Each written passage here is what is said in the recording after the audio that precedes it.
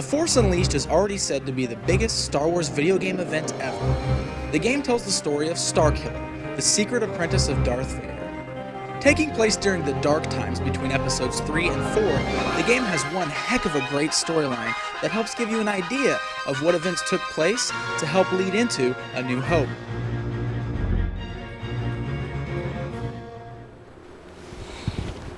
Hey guys, Pixel Dan here, back with another fantastic episode of From Pixels to Plastic. You know, anybody close to me knows how big of a geek I am when it comes to Star Wars. I've been collecting Star Wars action figures and merchandise since around '95 or so.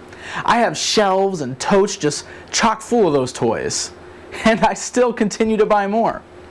And just like everybody else, the announcement of Star Wars The Force Unleashed just got me so super stoked. I pre-ordered my copy of the game, bought it on the day of release, and played it until I beat it, and I loved every minute of it.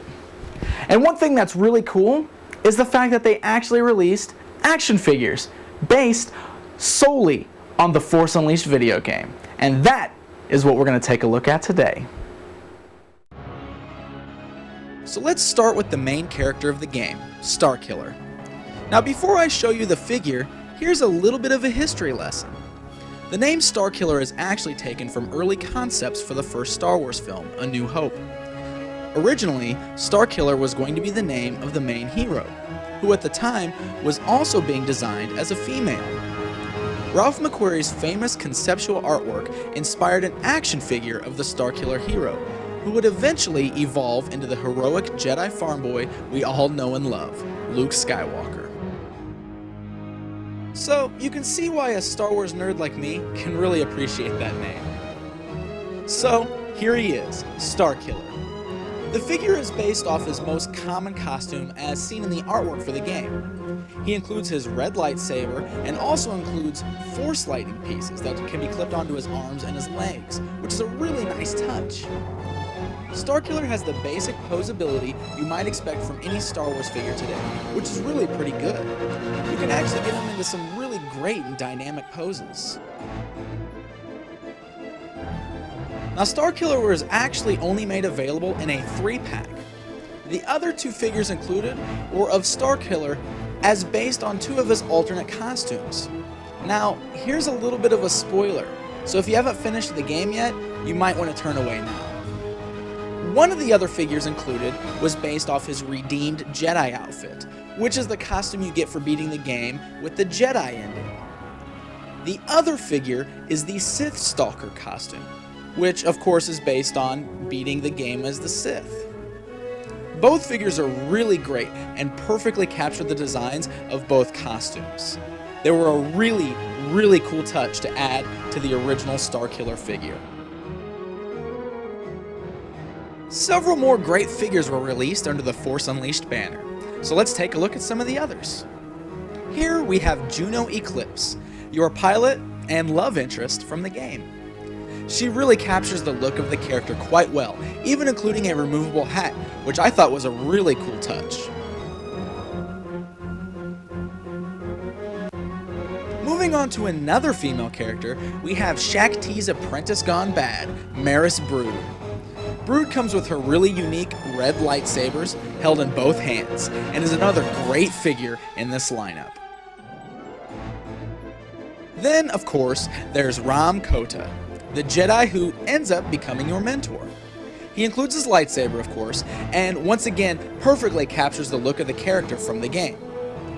Unfortunately, we weren't given a drunken version of the figure, but I guess this'll do.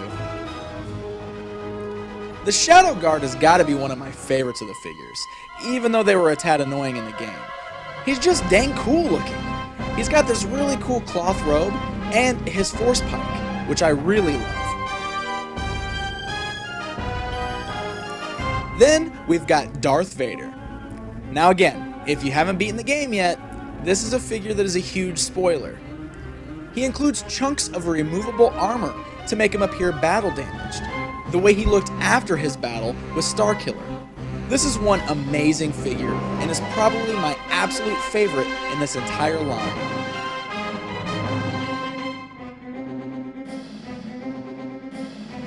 Along with all the basic figures, there were also several exclusives available.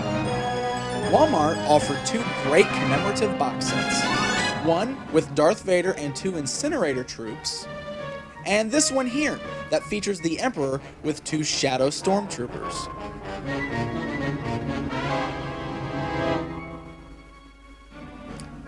GameStop offered an exclusive to those who pre-ordered the game in the form of this Stormtrooper Commander.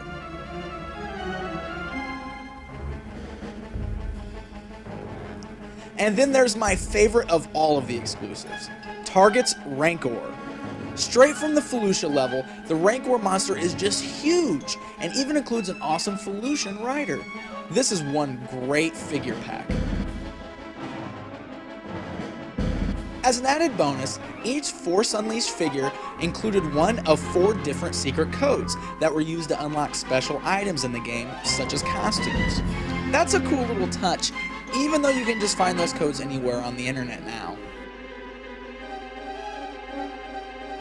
The Force Unleashed figures are not the first time we've seen Star Wars figures based off a Star Wars video game. But they're definitely the coolest, I think.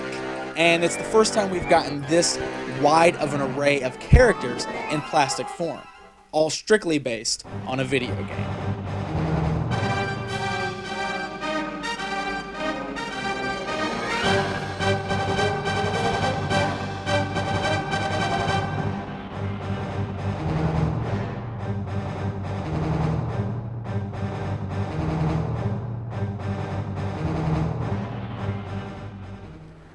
The Force Unleashed action figures are undoubtedly cool. If you're a collector of Star Wars figures, there's a good chance you've already picked those up.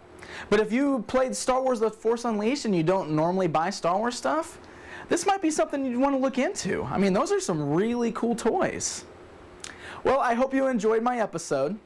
And if you didn't, you enjoyed my episode. Until next time, I'm Pixel Dan. Take care, guys.